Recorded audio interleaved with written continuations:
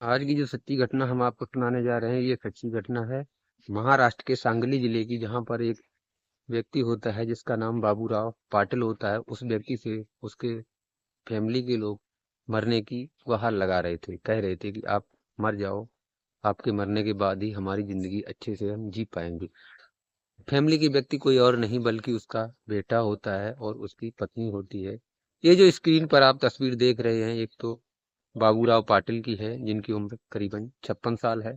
दूसरा उनका बेटा तेजस पाटिल है जिसकी उम्र लगभग 26 साल की है। और तीसरी उनकी पत्नी विनीता पाटिल जिनकी उम्र लगभग 35 साल की है। तो सिलसिला दोस्तों चलता आ रहा है। ऐसे ही वो कई दिनों से अपने बाप को बेटा और पत्नी अपने पति को कहती है कि आप मर जाइए, आपके मरने से ही मेरा जीवन अच्छा चलेगा।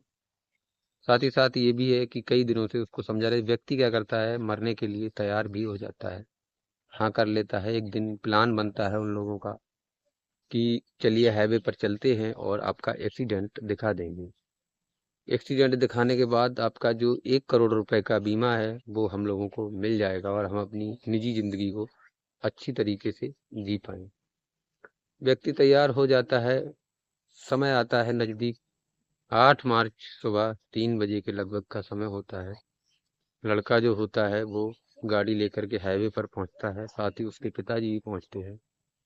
एंड मौके पर जाकर के जब मौत को देख करके उसके भीमराव जो बाप जो होते हैं वो जब मना करते हैं, एग्री नहीं होते हैं, तो बेटा माँ को फोन करता है और कहता है कि ऐसे ऐसे बात है, ये मरने को तैयार नहीं है। माँ कहती है जबरदस्ती मार दीजिए। वो उनका सर पकड़ता है और वहीं डिवाइडर में दे मारता है। मारने के बाद घर पे आता है। घर पे आने के बाद अपने चाचा को फोन करता है और कहता है कि अभी अभी किसी का कॉल आया है कि पिताजी का एक्सीडेंट हो गया है और वहां वो हाईवे पर पड़े हैं। चाचा पहुंचते हैं। कुछ सांसें चल रही थी, उनको उठाते हैं, किसी हॉस्पिटल में भर्ती करवाते हैं, लेकिन उनके चोट इतनी ज्यादा थी कि वो बच नहीं पाते हैं, मर ही जाते हैं। होता क्या है, इसी के साथ ही साथ अब मामला पुलिस में पहुंचता है। पुलिस मामले की जांच पड़ताल करती है, वहाँ के सीसीटीवी फोटोज को खंगालती है। खंगालने के बाद पता चलता है कि जिस टाइम पे उनका एक्सीडेंट हुआ था उसी टाइम पे उनका लड़का तेजस पाटिल वहां पर गाड़ी लेकर खड़ा हुआ था। और खड़े होने के बाद उसके साथ एक पड़ोसी और था जिसका नाम भीमराव सागर होता है, उसके साथ में ही था। लड़के से पूछा जाता है कि आपके साथ कौन था। वो सारी बातचीत बताता है। बताने के बाद अब ये चीज तो बताने को तैयार ही नहीं थे, काफी ज्यादा रो रहे थे, गिड़गिड़ा रहे थे।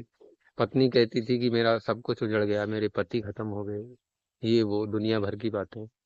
पुलिस को काफी कुछ खंगालने के बाद जब कुछ हाथ नहीं लगता है, शक जाता है इन दोनों के ऊपर, तब वो क्या करती है, एक तीर चलाती है पुलिस।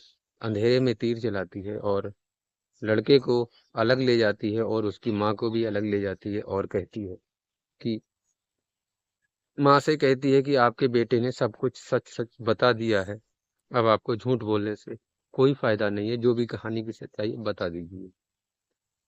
माँ समझ नहीं पाई थी कि ये तीर है या सच में बता दिया है। वो सारी कहानी एक बाय एक बयां कर देती है, सब कुछ बता देती है। इसी प्रकार से कुछ लड़के से पूछताछ की जाती है, लड़का भी बता देता है। दोनों को जब बातचीत होती है तो वो बताते हैं कि हमारे पिताजी की 1 करोड़ रुपए का जो बीमा था उसको लेने के चक्कर में हमने ये सब कांड किया है और इन पे काफी ज्यादा जो है लोन वगैरह भी था। घर पे बहुत लोग लोन वगैरह लेने भी आते थे, पैसे की काफी तंगी चल रही थी। तो हम लोगों ने सोचा कि क्यों ना इनको मार दिया जाए। इनको मारने के बाद हम अपनी बची हुई जिंदगी ऐश और आराम से जी सकते हैं। पुलिस की जांच पड़ताल करने के बाद पुलिस का कहना है कि इन लोगों के खिलाफ जल्द से जल्द संगीन धाराओं में चार्जशीट पेश कर दी जाएगी और इनको कड़ी से कड़ी सजा दी जाएगी। इस कहानी को सुनाने का उद्देश्य है किसी को परेशान करना, किसी का दिल दुखाना नहीं है, बल्कि आप लोगों को जागरूक करना है, सचेत करना है। और आप और अपने परिवार का ख्याल रखें। Thank you. जय हिंद।